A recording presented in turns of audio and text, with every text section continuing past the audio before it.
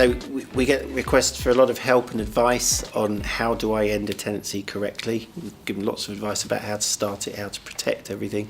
What do we do at the end?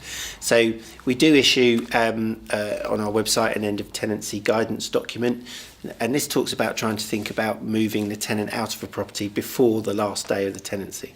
Not physically inviting them to leave, but preparing them for that day. So for instance, you might do a visit before the end of the tenancy, give them a steer on whether the property is being returned in the correct cleanliness, the correct condition.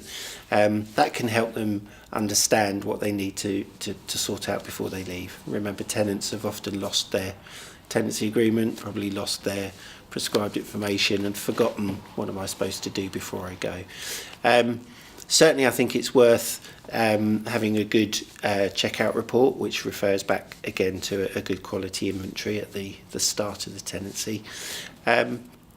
One of the arguments that does come up quite a lot in the disputes that we see is tenants arguing about a 10-day rule, where they're saying the agent or the landlord didn't tell me whether I would be getting my deposit back within 10 days of the end of the tenancy. And that's a bit of a myth. All the law talks about, certainly in the insurance scheme, is a tenant being able to raise a dispute if they've asked for their money back and not received the undisputed deposit within 10 days.